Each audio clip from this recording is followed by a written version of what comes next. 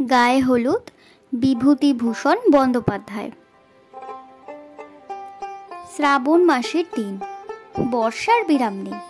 এই বৃষ্টি আসছে, এই আকাশ পরিষ্কার হয়ে যাচ্ছে। খেতে আউশ ধানের গোছা কালো হয়ে উঠেছে। ধানের শীষ দেখা দিয়েছে অধিকাংশ খেতে। পুটি সকালে উঠে একবার চারিদিকে চেয়ে দেখল। চারিদিকে মেঘে মেঘাচ্ছন্ন, হয়তো বা একটু পরে টিপটিপ বৃষ্টিও পড়তে শুরু করে দেবে। আজ তার মনে একটা অদ্ভুত ধরনের অনুভূতি। সেটাকে আনন্দও বলা যেতে পারে, ছদ্মবেশী বিষাদও বলা যেতে পারে। কি যে ঠিক করে না যায় বোঝা, না যায় বোঝানো। আজ তার বিয়ের গায়ে হলুদের দিন। এমন একটা দিন তার 12 বছরের ক্ষুদ্র জীবনে এই প্রথমবার এলো। সকালে উঠতেই জেঠিমা বলেছে, ও পুটি, জলে ভিজে ভিজে কোথাও যাসনি যেন, আর 3টে দিন কোনো রকমে ভালোয় ভালোয় কেটে গেলে বাঁচি। আজ কি বার? মঙ্গলবার। শনিবার বুঝি বিয়ের দিন? পুটির মনে সত্যি কেমন যেন হয়। আনন্দের একটা ঢেউ যেন গলা পর্যন্ত উঠে আটকে গেল। বিয়ে বেশি দূরে কোথাও নয়, এই গ্রামেই, এমনকি এই পাড়াতেই। এক ঘর ব্রাহ্মণ আজ বছর খানেক হলো অন্য জায়গা থেকে উঠে এসেছেন এখানে। 2খানা বড় বড় মেটে ঘর বেঁধেছেন, একখানা রান্নাঘর। এতদিন ধরে সে সঙ্গিনীদের সঙ্গে সেই বাড়িতে কুল বাড়তে গিয়েছে, সত্যনারায়ণের সিন্নি আনতে গিয়েছে। যখন পাড়ার প্রান্তের ঘন জঙ্গল কেটে সে ভদ্রলোক বাড়ি তৈরি করেন ঘাটে যাবার পথে একেবারে ডান ধারে, তখন সে কতবার ভেবেছে এই ঘন বনের মধ্যে বাড়ি করে বাস করবার কার না জানি মাথা ব্যথা পড়ল। কে জানতো সেই বাড়িটাই আজ 1 বছর এখনো পেরোয়নি তার শ্বশুর বাড়ি হবে। কতদূর আশ্চর্যের কথা, কতদূর বিস্ময়ের কথা ভাবলে অবাক হয়ে যেতে হয়। অথচ তারই ক্ষুদ্র জীবনে এমন একটা মহাশ্চর্য ব্যাপার সম্ভব হলো। যখনই সে এ কথাটা ভাবে, তখনই সে শুদ্ধ, তার মন শুদ্ধ যেন কত দূরে কোথায় চলে যায়। ওই ভদ্রলোকের একটি মাত্র ছেলে, নাম সুবোধ। তারই সঙ্গে ওর বিয়ের সম্বন্ধ হয়েছে। সুবোধকে এই সন্ধ্যের আগে তাদের বাড়িতে বেশ কয়েকবার যাতায়াত করতে দেখেছে। বেশ ফর্সা, লম্বা মতো মুখ, একবার ম্যাট্রিক দিয়েছে। এখনো পরীক্ষার ফল বার হয়নি। আগে আগে সত্যি কথা বলতে গেলে সুবোধের মুখ পুটি তত পছন্দ করতো না। তার দাদার সঙ্গে যতবার এসেছে তাদের বাড়িতে, পুটি ভাবতো, দেখো না ঘোড়ার মতো মুখখানা। কিন্তু আজকাল আর সুবোধের মুখ ঘোড়ার মতো তো মনে হয়ই না, মনে হয় বেশ চমৎকার মুখ। গ্রামের ছেলেদের মধ্যে অমন চোখ, অমন রং, অমন মুখের গড়ন কার আছে? রায়দের পুঁটি সেদিন বলেছিল তাকে, হ্যাঁ রে, তুই যে বড় ঘোড়া মুখ বলতিস, তোর অদ্দেষ্টে শেষকালে কিনা সেই ঘোড়া মুখ হয়ে জুটল। পুঁটি মারতে ছুটে গিয়েছিল তার পিছু পিছু। পুঁটির বাবা গোলার দৌড়ে দাঁড়িয়ে ধান পাড়বার ব্যবস্থা করছে। তার বাবা বেশ চাষিবাসী গেরস্ত। পুটিদের বাড়িতে 4টে বড় বড় ধানের আউড়ি আছে, গোলা আছে একটা। আউড়ি জিনিসটা গোলার চেয়ে অনেক ছোট, 3-4 বিশ ধান ধরে, আর একটা গোলায় ধরে 1 পৌটি, অর্থাৎ 16-20 ধান। তাদেরও ধান আছে গোলা ভর্তি, সব কটা আউড়ি ভর্তি। কলকাতায় চাকরি করে এ পাড়ার হরি কাকা। তিনি মাঝে মাঝে গায়ে এসে পুটির বাবাকে বলেন, আর কি রায় মশাই, এ বাজারে তো আপনিই রাজা, গোলা ভর্তি ধান রেখেছেন ঘরে, আপনার মহড়া নেয় কি? কলকাতার কিউতে দাঁড়িয়ে 1 সের চাল নিতে হচ্ছে, আর আপনি?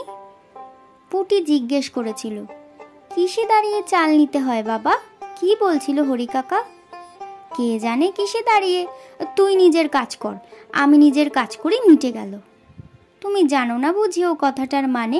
না বাবা, না জেনে তো পায়ের উপর পা দিয়ে বাজারে চালিয়ে দিলাম মা।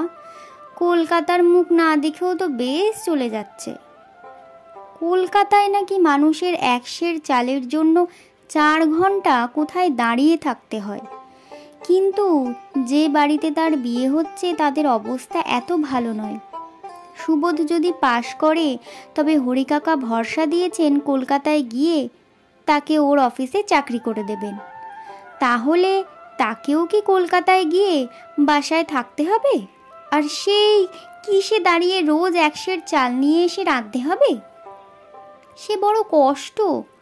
তবে সুবোধ যদি সঙ্গে থাকে সে বোধহয় সব রকম কষ্ট করতেই প্রস্তুত আছে। তাদের ধানের গোলা থেকে ধান পাড়া হচ্ছে। খাবড়া পোতা থেকে সীতানাথ কলু আড়তদার এসছে, ধান কিনে নিয়ে যাবে। বিয়ের খরচপত্র ধান বেচে করতে হবে কি না।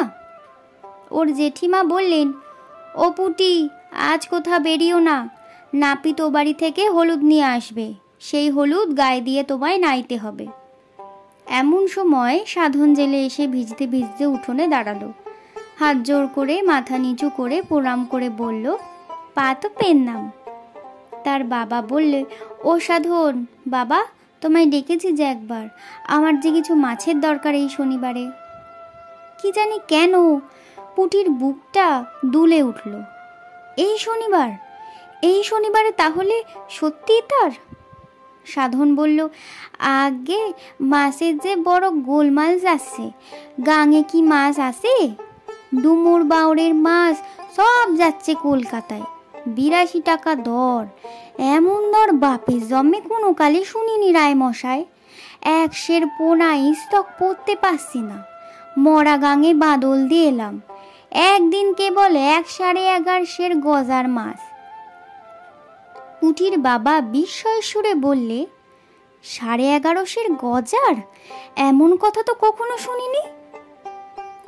অবিরত গজার রায় মশাই, মাছের এমন দর, গজার মাছই বিক্রি হলো 10 আনা সের। পুটি আর দাঁড়ালো না, মাকে এমন আজগুবি খবরটা দিতে ছুটলো বাড়ির মধ্যে। বৃষ্টি একটু থেমেছে, একটু বেরোতে পারলে ভালো হতো। তার জীবনে যে একটা আশ্চর্য ব্যাপার হতে চলেছে, এই কথাটা কারো সঙ্গে আনন্দ করে বলাও চলে না। বেহায়া বলবে, নিন্দে করবে। কেবল বলা চলে তার সমবয়সী পাঁচি আর খেন্তি জেলেনির মেয়ে টুনির কাছে। আর একটা আশ্চর্যের ব্যাপার, তার চেয়ে অন্তত 7 বছরের বড় লতি দিদির এখনো বিয়ে হয়নি, অথচ লতিদিকে সবাই বলে সুন্দরী। লতিদির বাপের অবস্থা ভালো, লতিদি লেখাপড়া জানে ভালো, গান করে। ওর বাবা যখন কলকাতায় চাকরি করত তখন লতিদি স্কুলে পড়তো সেখানে। কত বই পড়ে বসে বসে দুপুরবেলা। পুটি ভালো লেখাপড়া জানে না, লতিদি একটু ঠেকারে। সে লেখাপড়া জানে না বলে বুঝি আর মানুষ না। তাকে বলে, তুই বই টই নাড়িস নে পুটি, কি বুঝিস তুই এর আস্বাদ? পুটি হয়তো বলে, এ কি বই বলো না লতিদি। যা যা, আর বইয়ের খবরে দরকার নেই। শরৎ চাতুর্যের নাম শুনেছিস? কোথা থেকে শুনবি, তোরা তো শুধু জানিস ঢেঁকিতে পাড় দিয়ে কি করে চিড়ে কুটতে হয়, তাই করগে যা। এদিকে কেন আবার? আচ্ছা, আজ তার লতিদিকে বলতে ইচ্ছা হচ্ছে, কই লতিদি, তুমি এত বই টই পড়ে বসে আছো, সব নাম জানো, কই তোমার তো আজও বিয়ে হলো না। আমার জীবনে এত বড় একটা আশ্চর্য কাণ্ড তো টুক করে ঘটে গেল। ধানের নিন্দে করো, বাবার গোলায় ধান ছিল বলেই তো আজ। কই তোমাদের তো। তারপর ম্যাট্রিক পাস বর, এই গায়ে পাশ করা ছেলে একমাত্র আছে মুখুজ্জদের জীবনদা। সে নাকি 2টো পাস, কোথায় চাকরি করছে যেন ওই দিকে কোথায়। যার সঙ্গে বিয়ের কথা হচ্ছে সে মুখ্য নয়। পাশের খবর বেরোবার দেরি নেই। বাবা বলেন, সুবোধ নিশ্চয়ই পাশ করবে। হে ভগবান, তাই যেন করো, পাস যেন সে করে। সত্যনারায়ণের সিন্নি দেবে সে শ্বশুর বাড়ি গিয়ে। নাপিতে সে বললে, মা ঠাকুরন, ও বাড়ি থেকে দেখে এলাম, গায়ে হলুদের লগ্ন বেলা 10টার পর। আপনাদের যা দিতে হবে তার আগে দিয়ে দেবেন। গায়ে হলুদের তত্ত্ব আসবে ও বাড়ি থেকে, কি রকম জিনিসপত্র না জানি আসে। পুটির মনটা চঞ্চল হয়ে উঠল। একখানা লাল কাপড় নিশ্চয়ই দেবে। পুটির মোটে 3খানা শাড়ি আর একখানা দূরে শাড়ি আছে মায়ের বাক্সে তোলা। এবার তার অনেক কাপড় হবে, গহনাও হবে।